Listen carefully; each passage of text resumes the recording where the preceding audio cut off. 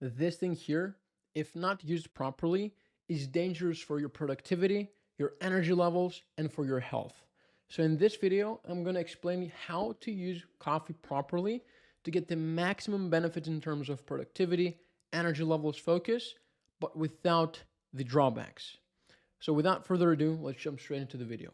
As you will be able to tell in this small demonstration illustration here, I have mapped out the benefits of coffee, the positives, the dangers of coffee, the drawbacks, but also how to properly use coffee to get the maximum benefits out of it in terms of energy levels, in terms of stress management, productivity, creativity, and also the health benefits.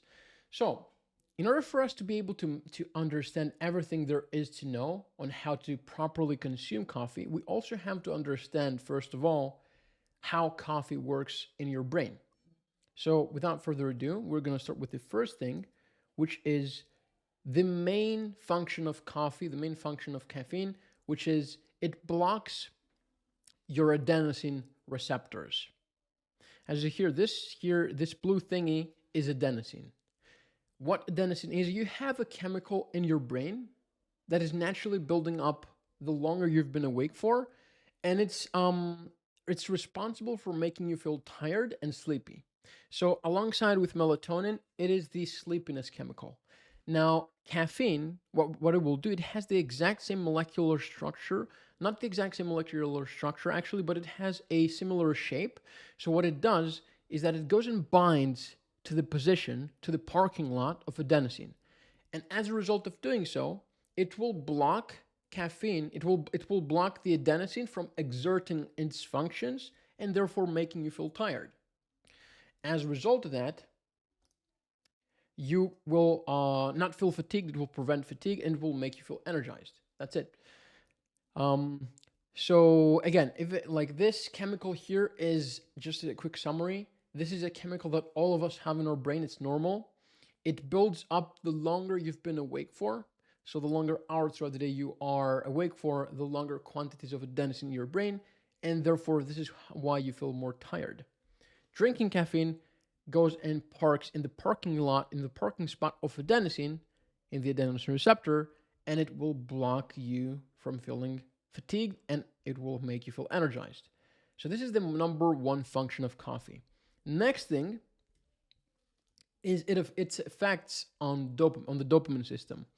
Now, a lot of people might think that caffeine will boost your dopamine levels. It's like it will boost your dopamine, but it's actually not doing that directly. Caffeine will not directly boost your dopamine, but it will increase the number of dopamine receptors. As you see here, those green thingies that dopamine goes and binds to. And it will also increase, as I said, the number of dopamine receptors and also the sensitivity of dopamine receptors. Because the more sensitive the dopamine receptors are, the easier they're going to be able to bind to the dopamine that is flowing around, that has been spit out by these synapses to the dopamine receptors. Okay, so number and sensitivity of dopamine receptors. As a result, caffeine acts as a reinforcer of things. For example, I am right now drinking my coffee, and because caffeine is a reinforcer, what this will do is it will indirectly make the things that I'm doing alongside with caffeine more motivated, more exciting, more interesting. So caffeine will not make me feel better in and of itself, but caffeine will make the shooting of this video right here more exciting and more interesting because it will increase the number of dopamine receptors and it will also increase the sensitivity of the dopamine receptors. Does that make sense? So caffeine acts as a reinforcer. The next interesting thing that caffeine does is that it increases a peptide hormone in your brain, which is called GLP-1, glucagon-like peptide hormone 1.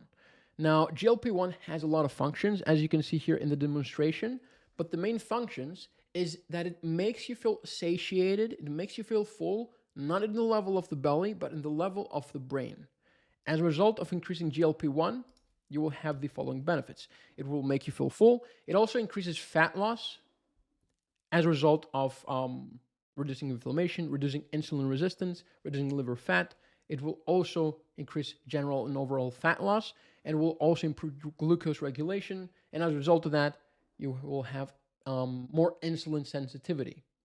It will increase insulin production.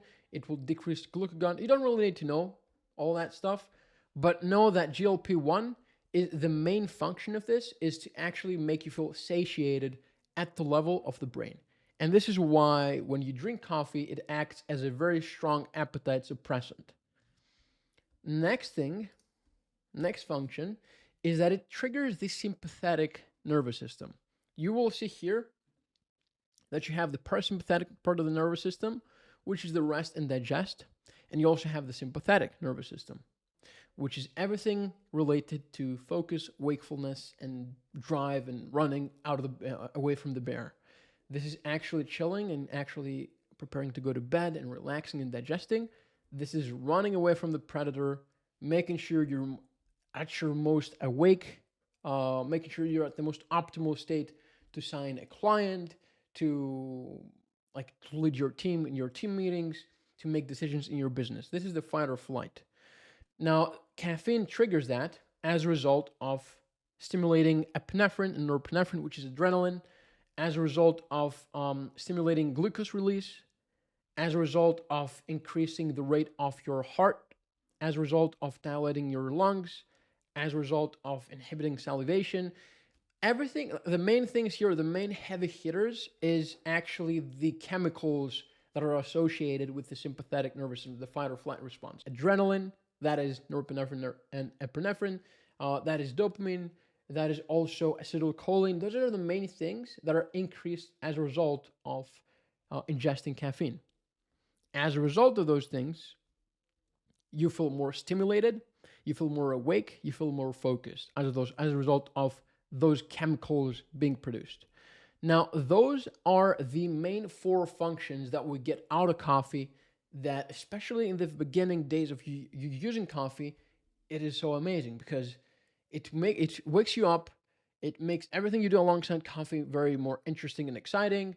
It's an appetite suppressant. It also has a lot of other functions in terms of the brain body. And then it's also the main thing, it's a stimulant. Okay, it's a CNS stimulant. So it stimulates your sympathetic nervous system. And as a result of that, you're awake, you're focused, you're driven. So those are the main things that you will experience, especially if you're new to coffee, or if your consumption rules, let's say, are being designed in order for you to progressively get those results. Now, here's the thing. In order for you to actually get the maximum out of those things, most of you guys are consuming coffee in a way that the dangers, the drawbacks far outweigh the benefits. And this is why you build a caffeine tolerance most of all, because in order for you to be able to get the same effect, you have to slowly and surely increase caffeine intake. Let's see the main drawbacks. Let's start with this. The main drawback is actually you have a drop in your dopamine baseline. Now, why is that the case? As we've seen here, caffeine actually increases the sensitivity and the number of your dopamine receptors. By doing so, you have, even without increasing your dopamine levels above baseline, you have an indirect increase in your dopamine because there is more dopamine to be consumed from the dopamine receptors. Okay?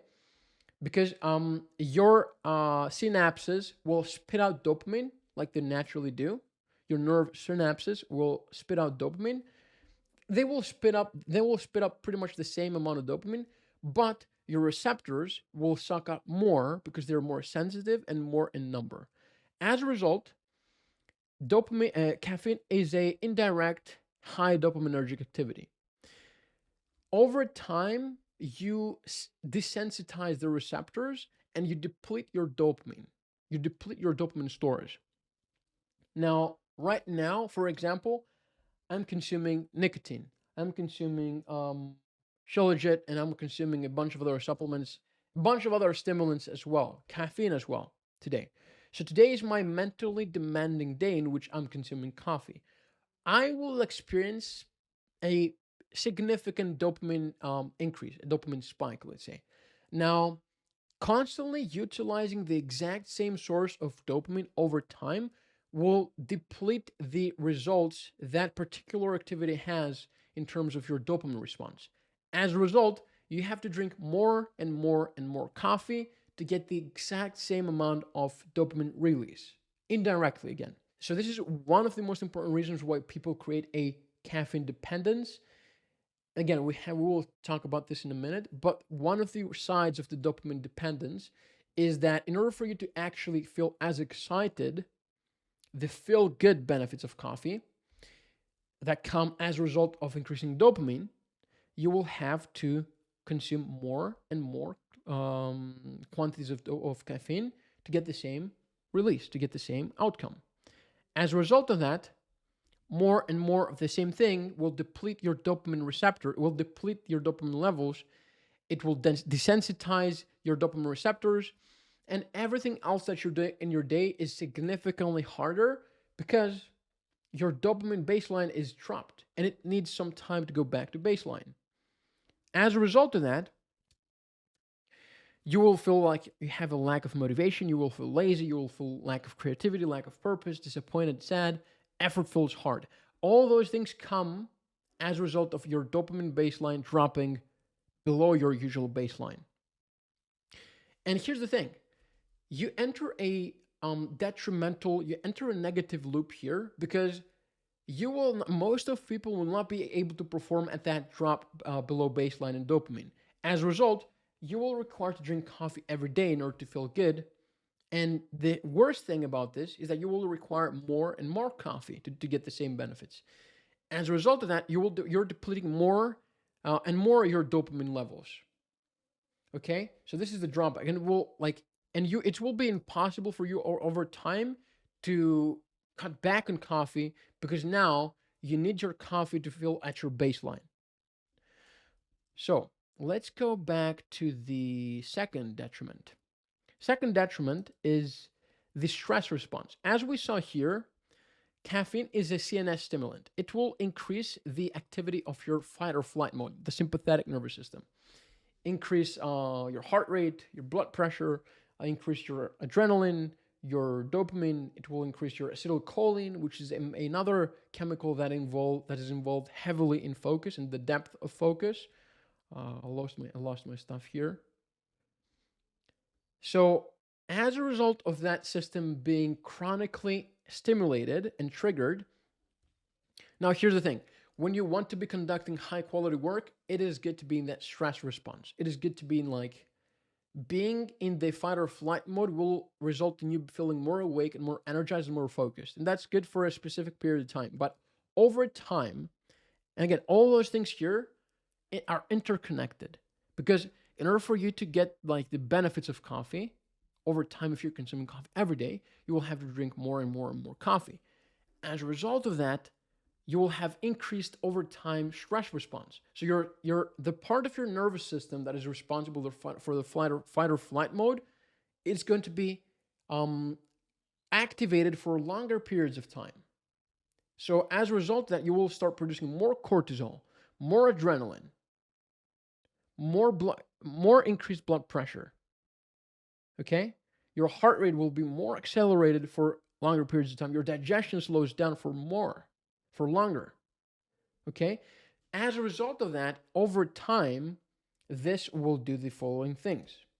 This will impact your recovery. So for example, if you're tracking metrics like your HRV, your heart rate variability, which is the main metric for your recovery and for your stress, it will, and I tested this for myself, by the way, it will drop below your baseline and it will remain low. And this, when your HRV is lower than your baseline for more than 3 to 5 days, you know that your CNS is not functioning properly and your recovery is going to suck.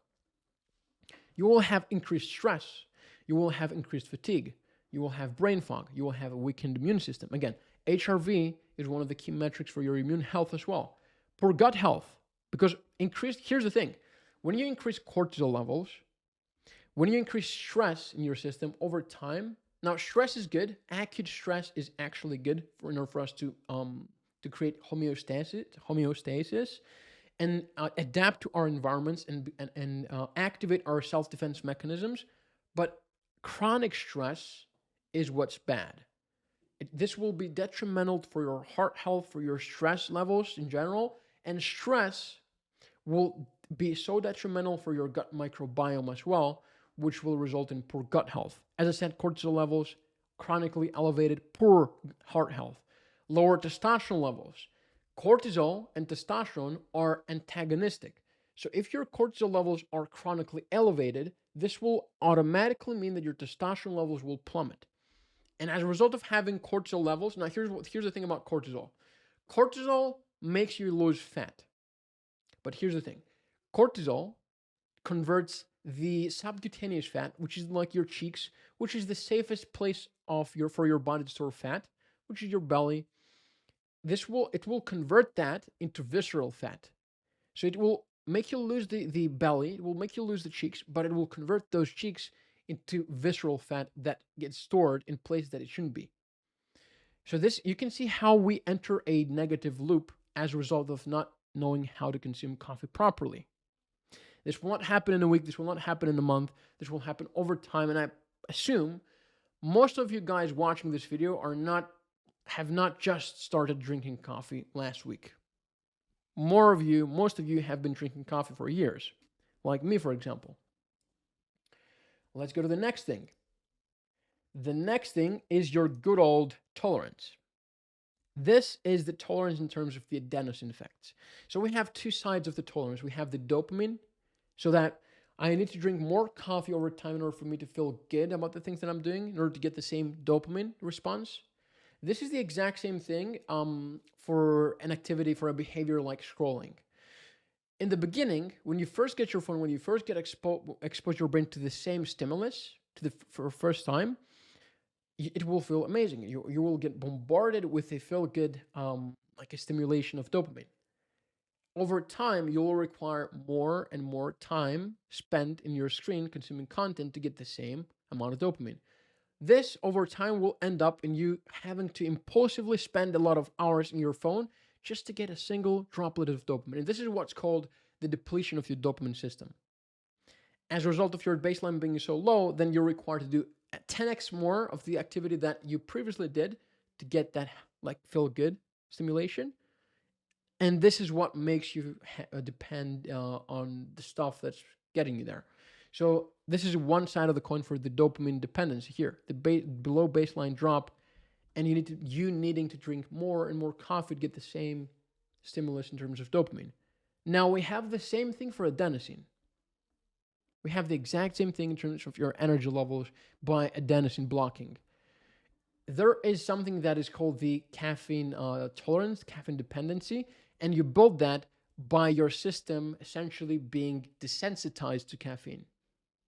As a result of that, what will happen is that you will require more and more coffee to feel the same benefits in terms of energy levels, not motivation, not excitement with the dopamine, but energy levels, which will lead to you to more consumption, which amplifies the stress response and the dopamine depletion. So you've entered a negative loop that never ends, because in order for you to feel good, not feel good from coffee, but feel good in general, because your dopamine baseline has dropped significantly, because you've built a caffeine tolerance, and your baseline right now, it was here. Like when you first started drinking coffee, it was here, and now your baseline is here with coffee. So it's not that you require coffee to feel good, but it's actually that you require coffee to function a bit lower than your previous baseline. So now if you stop drinking coffee, you're here. And previously you were here. You know what I mean? So what we need to do, guys, is we need to utilize coffee to perform above baseline on specific times that are very important, let's say. So we don't need, what most people do is they require coffee to function at their baseline or below baseline. What you should do if you want to minimize the downturn, the drawbacks, and maximize the benefits, never depend on caffeine to perform or to have energy, is you need to drink coffee in order to go above baseline. So your baseline, we need to make sure that your baseline is insanely high. And when you drink coffee, you just go above baseline. So what most people do is they have a mediocre baseline, and the thing is that they require coffee to get to that baseline. Otherwise, they're here. And they go here with coffee, and then it goes back down. And this is why when they don't drink coffee in the morning, they feel miserable. So now let's go with the tactics and the actionables. The first actionable to make sure to get the maximum benefits out of coffee is a simple one that most of you probably know. No coffee for 90 minutes after waking. Now, if we go back here, if we understand how this little thing, adenosine, works, we will understand that even with the best, most optimal quality of sleep at night, you will wake up in the morning with some adenosine in your brain. You might think like, but doesn't that get resolved when I go to bed? Doesn't that like clear out itself when I sleep? Because that, like, if you put one and one together, you will know that the longer I've been awake for, the more adenosine in my brain. Therefore, the longer I've been asleep for, the less adenosine in my brain. And you're correct. But even with the best quality of sleep ever, you will have some leftovers of adenosine. Here's the thing. When you do your morning stuff, when you go out in the sun, when you increase your cortisol levels, when you work out, when you hydrate, when you do your regular stuff to sync the circadian rhythm, you probably have a lot of information in my channel here about that. But when you do that, what will happen is that with an increase of cortisol and body temperature in the morning, the adenosine system will clear out the leftovers from overnight naturally. Now, when you drink coffee like most people, straight out of bed, you wake up, you go to the kitchen and you drink coffee, what happens is that the leftovers of adenosine will still remain in your brain because you haven't allowed time for your natural adenosine system to clear it out by itself. So you're blocking the adenosine receptors straight out of the bed. As a result, when the caffeine wears out of the adenosine receptors, what's happened is that the leftovers are still there, but also if you understand that the longer we've been awake for, there is an adenosine surplus that starts building up. There's going to be a massive adenosine surplus in your brain after that time, after like, let's say in the afternoon, about 1, 12, 2, something like that, and it will hit you like a truck.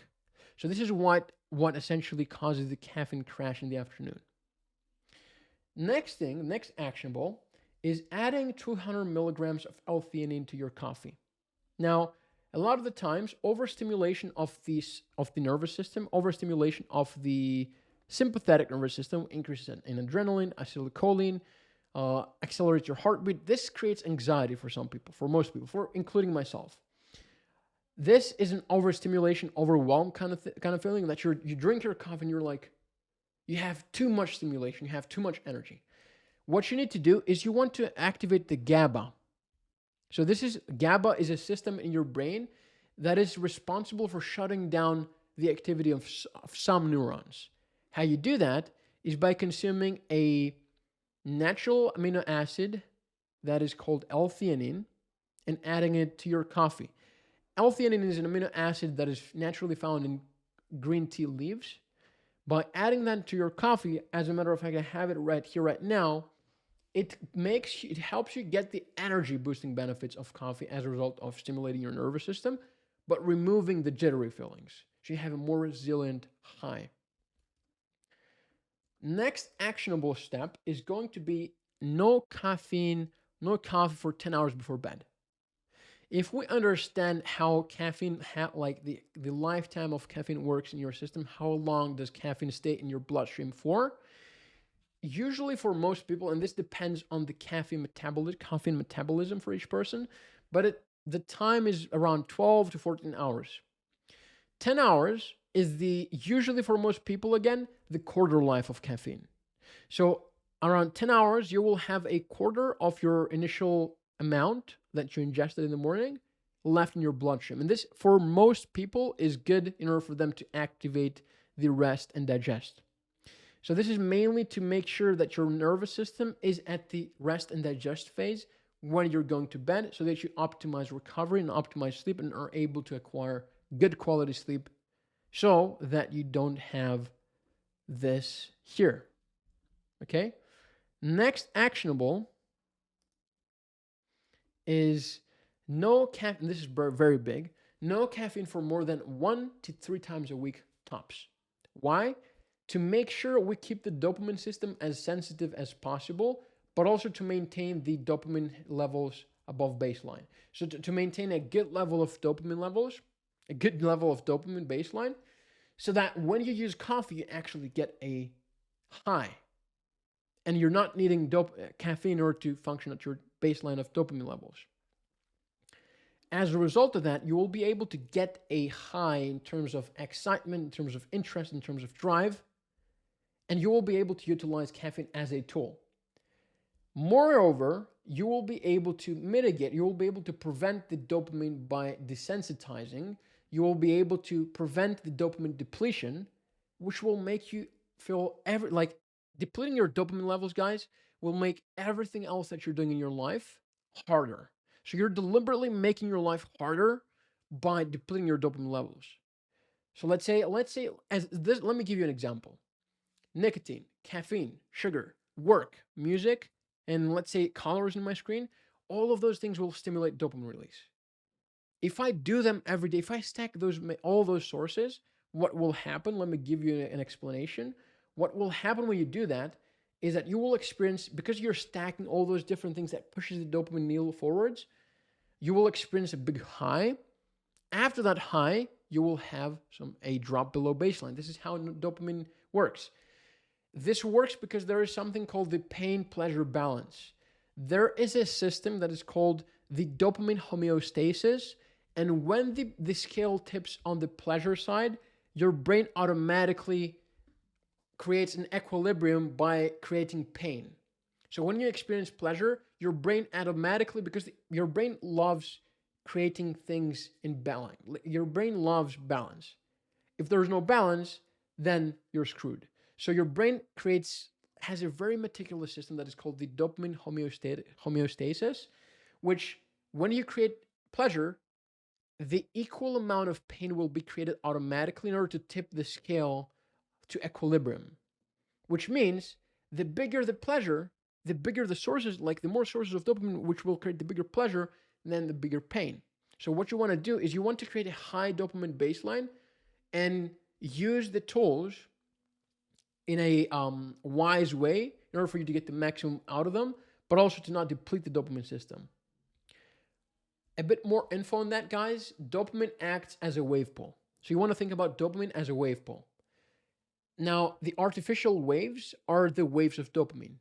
Now, when the waves are big, what you will have naturally in the wave pool is a lot of water will splash out of the wave pool.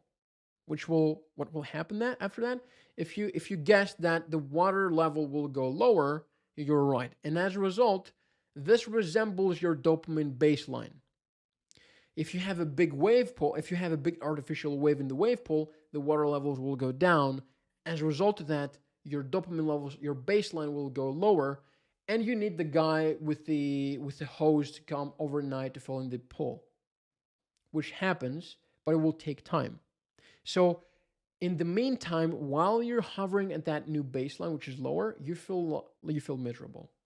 So to prevent that from happening, no caffeine more than one. I would say once a week, but if you have a lot of stuff to do for that specific week, then you can maximize 3 times a week. I wouldn't go more than that.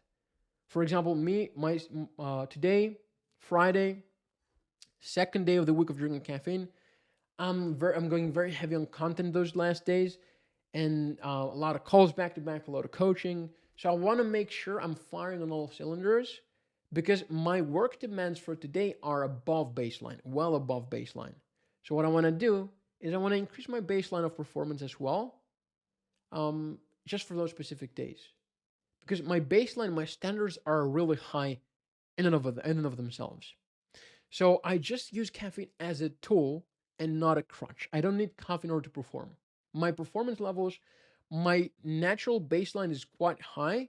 So when I want to go bananas, I just drink coffee. Next thing, let's go next thing. This is a nuanced one. Caffeine will actually act as a diuretic. If we go here, you will understand that this will increase sodium sodium excretion from the kidneys, which you will lose electrolytes. You will feel more dehydrated. You will be more dehydrated. You will urinate more. You can do the test next time you drink coffee. Measure the amount of times you go to the bathroom versus the next time you don't drink coffee. Now, as a result of that, you're drinking coffee to get the benefits in terms of energy and focus and motivation, but you're getting some drawbacks at the same time from dehydration, because even 1% of dehydration will lead to significant drops in performance, both mentally and physically.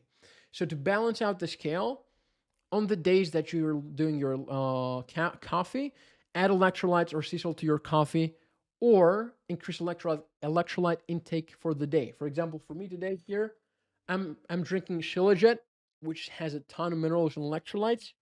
Um, just to make sure I balance out the scale, I'm I'm urinating more sodium, more potassium from my kidneys, but I'm taking more in so that I prevent the dehydration.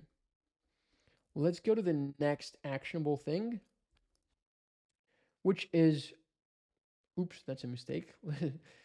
Let's go to the next actionable thing, which is combine caffeine with synergistic supplements. I'm not going to talk a lot about that, but there are specific supplements you can use. The link is in my bio if you want to check them out, that actually enhance and 10x the benefits from coffee.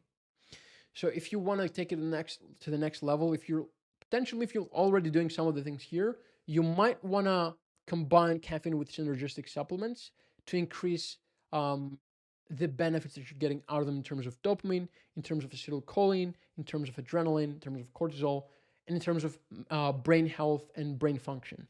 So those are the things that the 1, 2, 3, 4, 5, 6 actionables. This is a duplicate. So 6 actionables you need to do to make sure you get the most out of your coffee and make sure to prevent the drawbacks. So you're just using caffeine as a tool to perform above baseline rather than use it as most people do and create a crutch. So you're not depending on caffeine in order to perform at your baseline, but you're using caffeine as a tool to perform above baseline.